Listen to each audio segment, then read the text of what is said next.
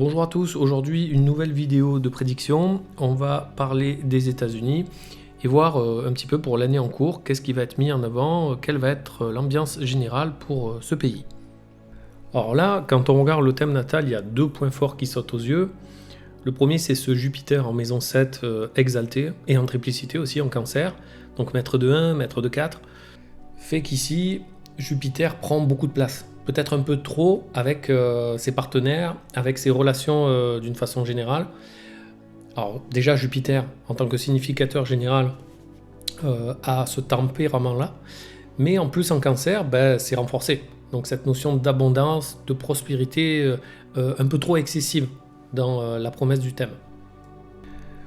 Il y a également ce Saturne exalté, encore une fois, en balance en maison 10, maître de 2, maître de 3, en triplicité, exalté, en décan, bon voilà, ça fait beaucoup de dignité. Le thème est diurne, donc là ici vraiment le Saturne est vraiment pas mal du tout. Et donc là c'est aussi quelque chose qui a tendance à être un petit peu excessif, en ce sens où Saturne dans la balance c'est une position où les valeurs sont très exprimées, les valeurs morales à la manière saturnienne, donc très conservatrice. Il y a vraiment ce socle-là très fort dans le thème. Et c'est aussi une position où, du coup, étant maître de 2, les finances, les gains financiers, tout ce qui est possession matérielle, sont puissantes et sont, encore une fois, à la manière saturnienne, solides, très structurées, très protocolaires aussi. Ce qui est intéressant de regarder aussi pour les États-Unis, c'est la notion de l'étranger, c'est-à-dire quelle est la relation des États-Unis avec les étrangers, comment ils sont perçus. Et là, on le voit avec le Soleil, maître de 9, qui est en pérégrinité, en maison 8.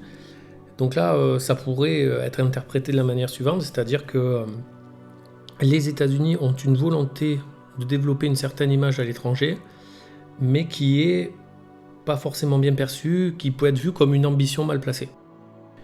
Donc voilà pour un dégrossissement très rapide de quelques points du thème. Au niveau de la prédiction, on va regarder pour l'année en cours jusqu'à l'été 2025. Donc il y a deux astres principalement activés, Vénus et le Soleil. Vénus dans le thème natal, ça représente la santé des États-Unis. Ça représente tout ce qui est réseau de relations, la capacité à nouer des relations d'affaires ou utiles, et qui est ici bien placé. On voit qu'il y a Vénus en révolution qui est en triplicité, en cancer, soutenu par un bon aspect à Saturne, les finances. Alors Saturne est rétrograde, ok, mais avec un aspect un peu plus sauvage, mais c'est une bonne position. En maison 9, donc l'étranger, donc on peut dire peut-être que tout ce qui est réseau va se répandre à l'étranger de façon favorable aux États-Unis et sera soutenu par l'aspect financier avec ce Saturne rétrograde. Peut-être d'une manière protocolaire un peu trop excessive, mais au final bénéfique pour les États-Unis. Un autre élément qui saute aux yeux, c'est cette part de fortune dans le thème natal en maison 8 à 22 degrés cancer. Alors lorsqu'on dit maison 8, à chaque fois, souvent on peut bloquer sur le fait que la maison 8 est une maison dite maléfique. C'est une maison de changement aussi, qui peut apporter du changement, qui est parfois très bénéfique. Et ici c'est le cas, puisqu'en révolution, Vénus est activée à 21 degrés, donc elle va venir vraiment toucher cette part de fortune. Et ça vient favoriser encore une fois l'état de Vénus, en triplicité, qui est donc maître de 11. C'est également les sources de revenus, donc on peut imaginer que les États-Unis vont sûrement développer des sources de revenus à l'étranger, donc en maison 9, soutenues par leur structure déjà financière, protocolaire, de façon un peu radicale, mais qui va déboucher donc sur un changement, part de fortune en maison 8, un changement qui sera favorable. Donc voilà déjà pour cette prédiction, avec une petite nuance quand même, puisque on voit que le Soleil est activé en révolution.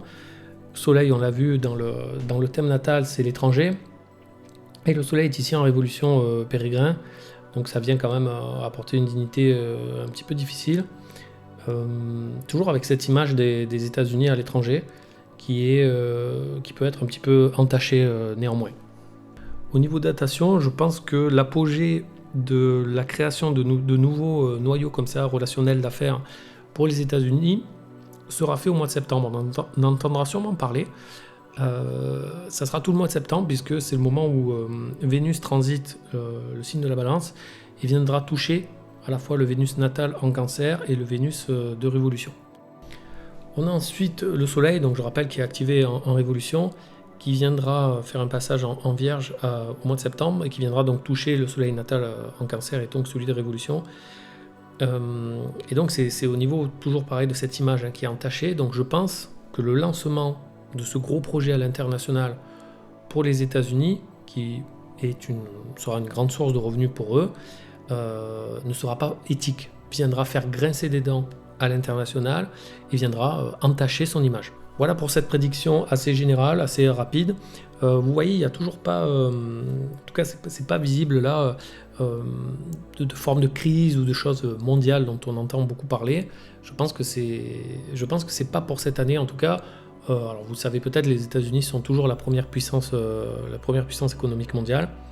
Et je pense, au vu de leur thème, qu'ils ont une économie et des ressources, en fait, qui sont vraiment très fortes. Même s'il y a des crises successives, par exemple celle de 2008 avec les subprimes, qui ont vraiment créé énormément de pauvreté, il y a eu des millions de foyers touchés, eh bien les États-Unis ont toujours quelque part une structure tellement forte, on l'a vu avec ce Saturne maître de 2, qui fait qu'ils arrivent constamment à surmonter ces embûches, et ils arrivent toujours à trouver une certaine forme de nouveauté avec les autres points forts qu'on a vus avec les partenaires et avec ce Jupiter qui prend beaucoup de place.